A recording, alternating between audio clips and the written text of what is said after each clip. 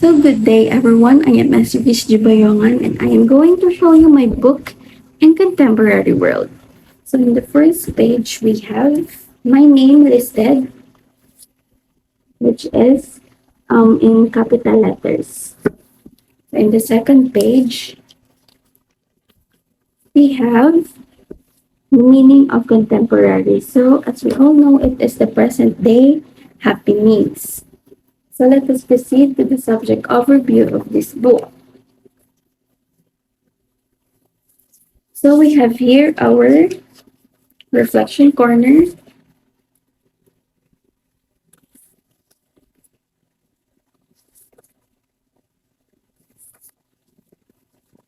And next is my notes regarding globalization. So it is the context described a course that introduces students to the contemporary world, focusing on the phenomenon of globalization. So these are the areas that globalization affects. So it can affect our economy, social, political, technological, and cultural transformations. So what is the goal of this overview? It is to help the students understand the interconnectedness of people and places around the globe and develop a sense of global citizenship and ethical responsibility. So this will give students awareness regarding globalization. So I have here the indicators that the Filipino college student is living in a contemporary world. So we have digital connectivity, global awareness, multicultural influences, entrepreneurial mindset, environmental consciousness, rapid technological adaptation, flexible learning style, social activism, cultural fusion, and dynamic career goals. So navigating the complexities of the contemporary era requires adaptability, critical thinking, a positive change, and progress in a rapidly changing world. So our world is really changing as time passes by. So it is important to know everything and be aware of everything. So this is our activities.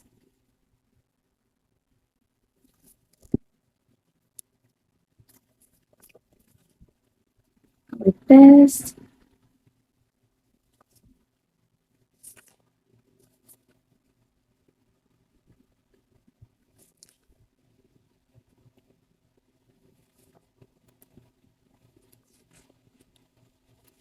So next is we have contemporary research. So this contemporary research will help us develop practical research skills that is very important for us today because there are things that we want to know. So through research, we will be able to find it out, and then it will help us soon to become a competent and skillful nurse. So research is very, very important for us. It plays a great role in our society, in our country, and to ourselves because we may be able to dig in deeper to for us to know everything. So these are the things that we have answered.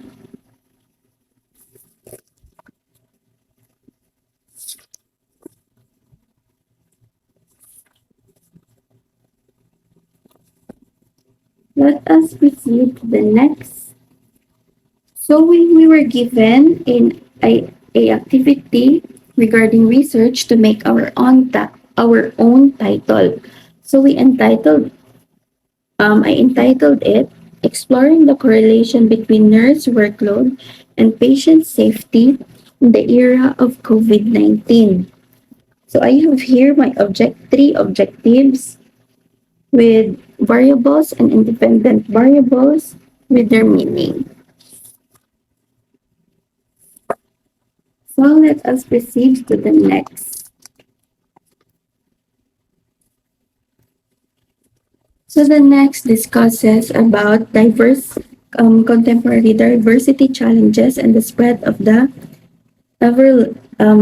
everlasting gospel. So this is our reflection corner.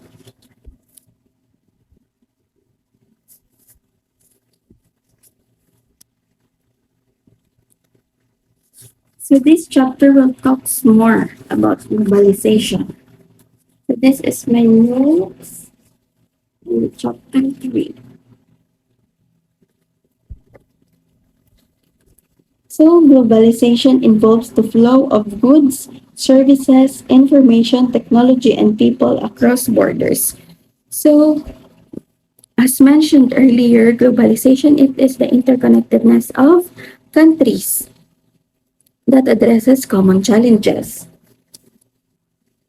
So when globalization starts, it will lead to increased integration and interaction among nations because there are lots of countries involved. So there is integration and interaction. So we have positive and negative impact. So for the positive impact, we have promoting economic growth. Why? Because if the goods and services flow freely, there is a tendency that the countries might create more job opportunities for people in the country that will help in the progress of our economy. Next is cultural exchange and technological advancements for the positive effect. So for the negative impact naman, we have inequality, environmental degradation, and cultural homogenization. So it's not always the positive impact, but it has also a negative impacts on the countries that are involved in globalization. So we must always remember that globalization is not always happy. It's not always okay, but instead there are things that we might consider before entering into globalization. So, but we might just look at the brighter side of globalization because it will help in the progress of our country. Next is we have the top 5 highest sources of greenhouse gas emissions. So these are the factors that contributes to the greenhouse effect. So we must remember that the greenhouse effect could contribute greatly in the climate change that we are experiencing in our country. So it traps the heat and they also contribute to respiratory from smog and air pollution. So through these things, we might get respiratory diseases. So we must always be careful. And then we have social inequality and exploitation. So addressing social inequality and exploitation requires systematic changes, policy interventions, and collective action to promote social justice, equity, and human rights. So our human rights is very, very important and needs to be protected. So it is important that we all know, we are aware of our human rights.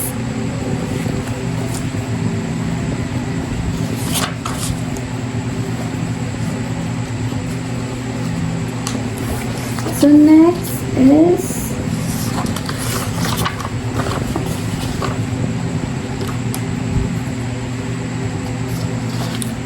so this is our activities on the chapters.